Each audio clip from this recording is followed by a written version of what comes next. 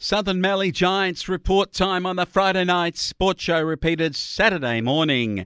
He's been driving that sprayer for weeks. I don't reckon he ever gets off of it. I don't know if Jess ever sees him, but he is Coleman Schache, and he is back with us on the SMG report. Coleman, how are you? Good afternoon, Flo, man. I'm very well, thank you. Good to talk to you. And good to talk to you.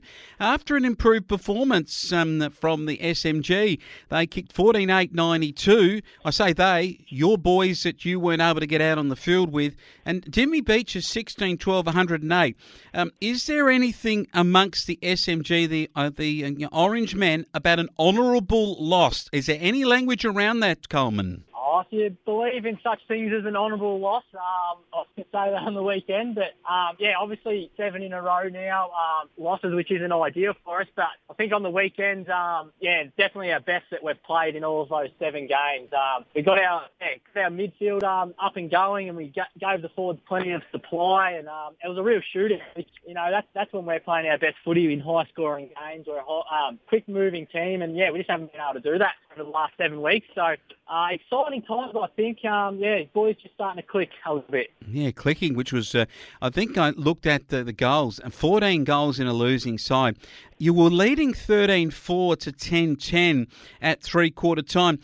Was there a feel in the game that you could actually pull it off, or were your blokes pretty much out on their feet at that stage and gave Dimmy that last quarter home run for 6 goals to, say, 1 goal for?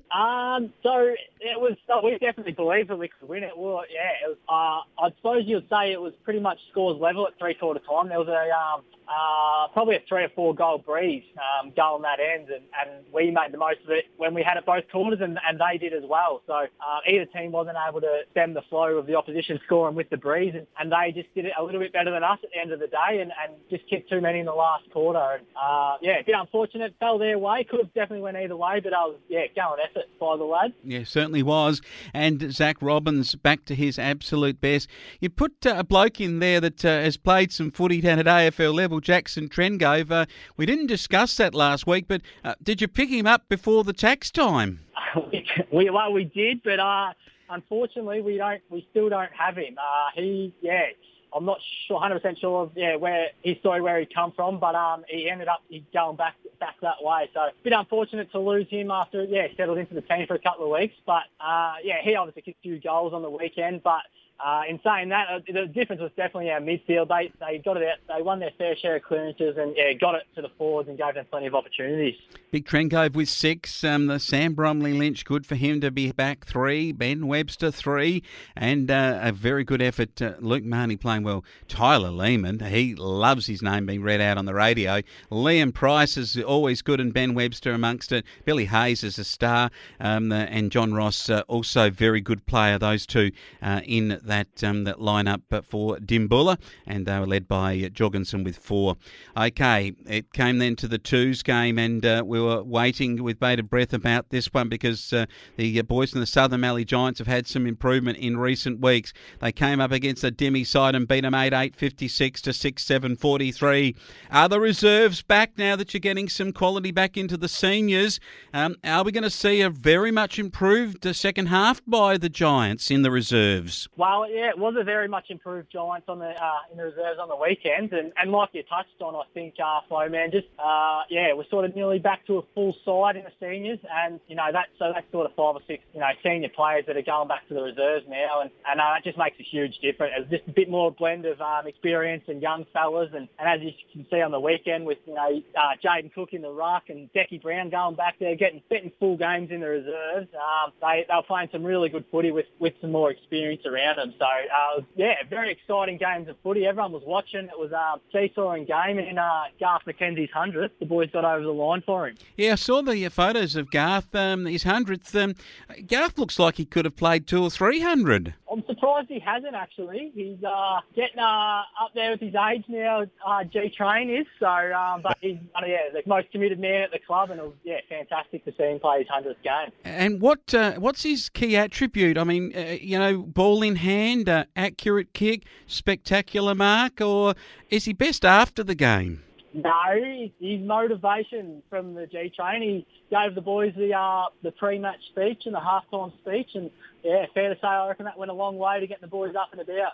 Okay, so does he reckon he'll shave that mo off anytime soon? No, that's glued on there, that is.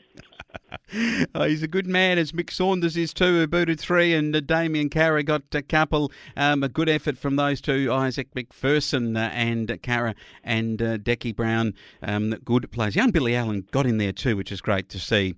Willie Griffiths for the Dimboola side, and they were led by Evan Hunter and Adwai with a couple apiece. So good effort, great to see. Okay, let's get down to the kids in the morning, and this is a very, very good start to the day for the kids. They had a bit of a chance here against Demi. They came out and tried hard, but Demi beat them 3-1-19 to 2 goals straight 12.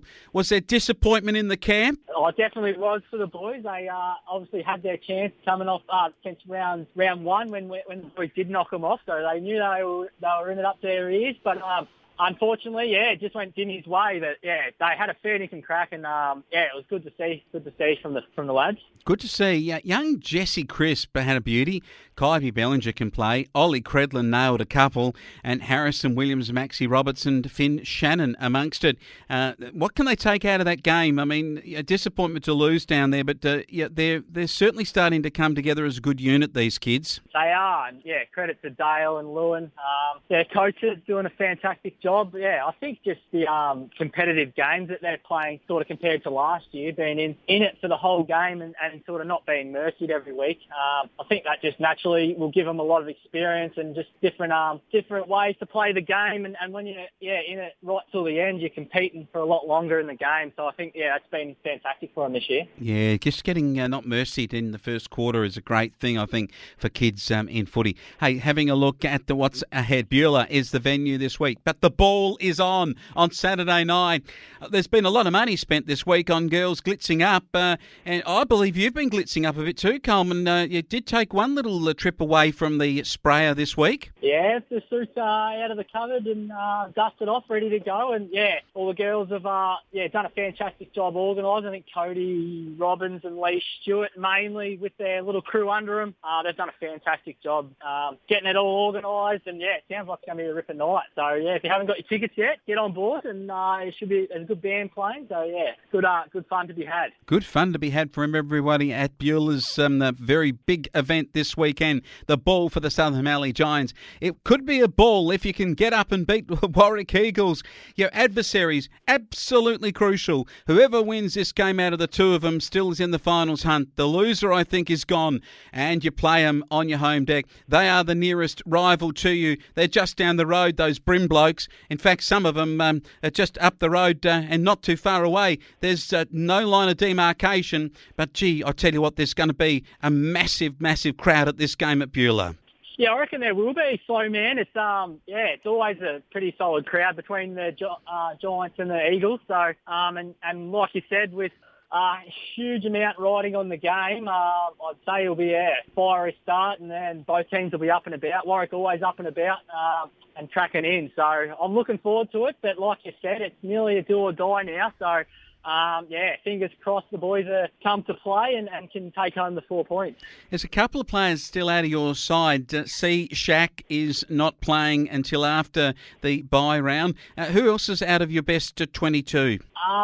Louis White, he will be back after the bye as well, so he'll be a huge inclusion for us, one of our better midfielders to slot in and under, so winning clearances. So, yeah, we look forward to getting him back. And Tim Cormack, I think, still injured at this stage, and but yeah, other than that, we've got Rupert, Jake Garvey, and Sam Waddell back this week, so nearly getting back to full team to pick from. So yeah, exciting time. Yeah, I reckon you can beat the Warwick Eagles and get your season completely on track. It'd be a miracle if you'd lost 7 in the middle of the season in a row, and then to still make it to the finals would be an unbelievable effort. And the belief is still there in the SMG. Is the belief there in the twos to beat to these Warwick Eagles, because you're in good form in the twos?